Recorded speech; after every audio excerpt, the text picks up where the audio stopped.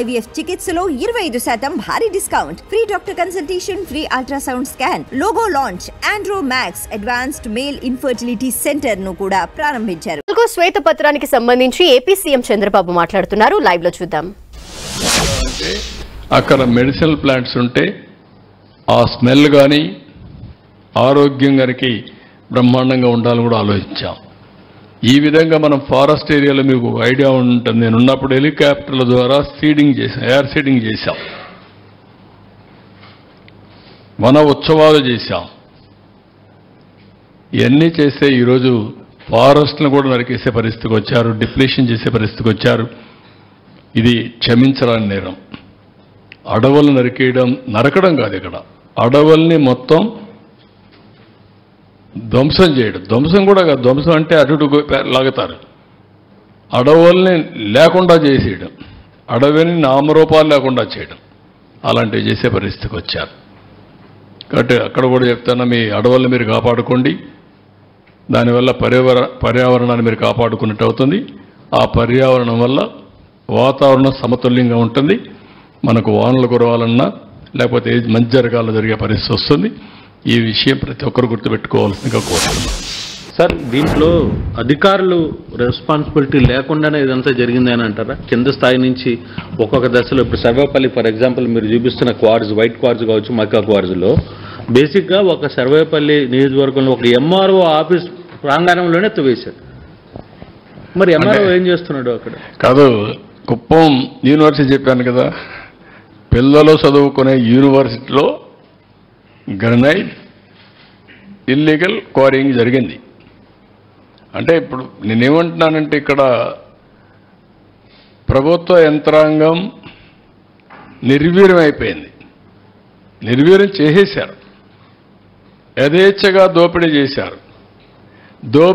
ఇది దోపిడీ అని అడిగితే వాళ్ళ మీద దాడులు చేశారు, రాస్తే మిమ్మల్ని జైల్లో పెట్టారు.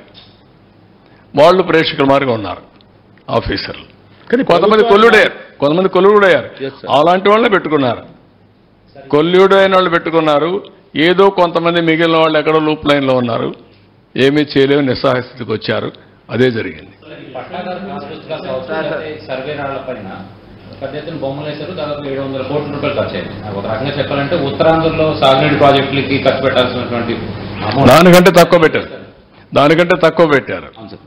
ఇప్పుడు దాన్ని తీసుకురావాలన్న డబ్బులు ఏం చేయాలి? నాకు అందరూ ప్రజలు సజెషన్స్ ఇవ్వాలి. ఇప్పుడు ఇవన్నీ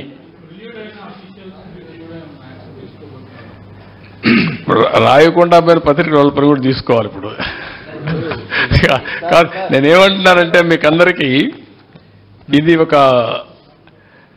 ఇటీవల కాలంలో నేను కొన్ని టఫ్ స్టాండ్ తీసుకుంటున్నాను.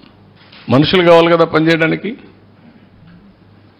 గవర్నమెంట్ అంటే రన్ కావాలి కదా. ముందు ఎంతమందిని పనిష్ చేయగలుగుతాం కూడా అర్థం కావడం లేదు నాకు. క్రైమ్లో ఒకరిద్దరు పార్ట్నర్స్ అయితే పర్లేదు, క్రైమ్లో అందరినీ సైలెంట్ చేసి పార్ట్నర్ చేసే పరిస్థితికి వచ్చారు. నువ్వు పనిచేయాలి వచ్చేటికి. అదేనయ్యా, నువ్వు చాలా తెలివి. నీకు 5 ఏళ్ల తర్వాత నేను మళ్ళా మాజీ అవ్వాలనుకుంటున్నావు. ప్రజలకు సమస్యలు పరిష్కారం. ఇప్పుడు ఊర్లో మస్కిటోస్ కుడుతున్నాయి, మందు కొట్టకర్లా. నేను 5 ఏళ్ల తర్వాత వస్తాను, ముందు అందరినీ పనిష్ చేసి రిక్రూట్ చేసి వస్తానంటే అవుతుందా? గుర్తుపెట్టుకోవాలి, 3 రాజధానులు ఏమైనాయి. కానీ పనిష్ చేసి తప్పు చేసిన వాళ్ళు వదిలిపెట్టను, కానీ పని కూడా కావాలి. రెండు బ్యాలెన్స్ ఉంటుంది.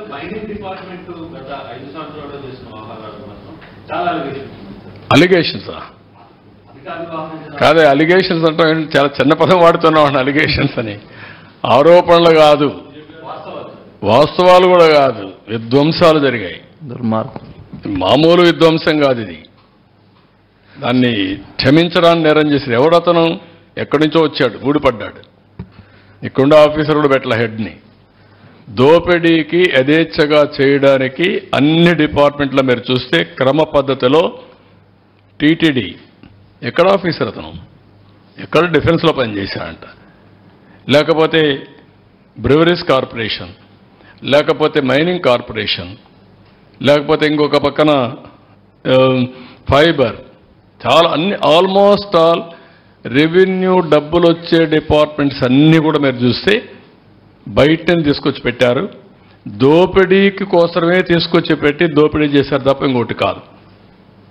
అలాంటి వాళ్ళే పెట్టారు అక్కడ. మైక్ మైక్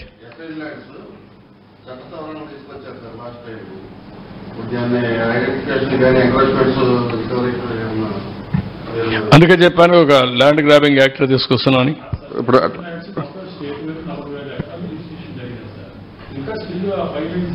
ఇంకా ఫోర్స్గానే ఉంది, ఇంకా జరుగుతూనే ఉన్నాయి. ఆ జీవో రావడానికి రిజిస్ట్రేషన్ డిపార్ట్మెంట్ 3 మెమోలు ఇచ్చారు, వెంటనే చేయమని చెప్పేసి ఇప్పుడు అది కంటిన్యూగా జరుగుతూనే ఉంది. దానికి సంబంధించి సిఎస్ని కూడా ఎలక్షన్ వచ్చింది. అంటే మీరు ఇప్పుడు మీకు చూశారు కదా, ముచ్చట పేరు పెట్టారు కదా, ఏమని? పేదవాళ్లకు మేము భూమి ఇస్తే వీళ్ళు అడ్డుపడుతున్నారు, పేదవాళ్లకు భూమి ఇచ్చేసి ఫ్రీ హోల్డ్ ఇస్తున్నామని చెప్పి వీళ్ళు కొట్టేశారు. జరిగింది వాస్తవం అది.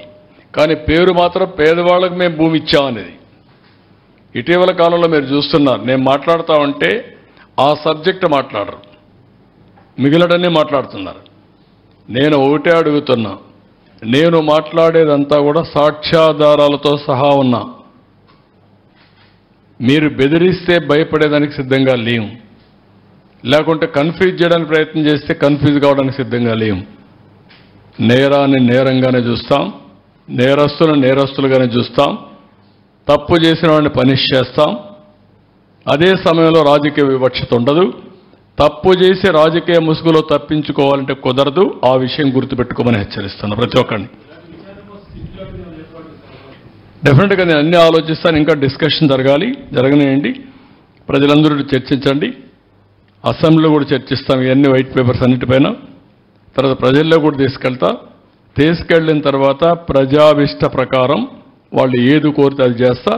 కానీ ఎంత పెద్దవాడైనా సరే దోపిడీని ఆపుతాం, దోపిడీదారుని శిక్షిస్తాం.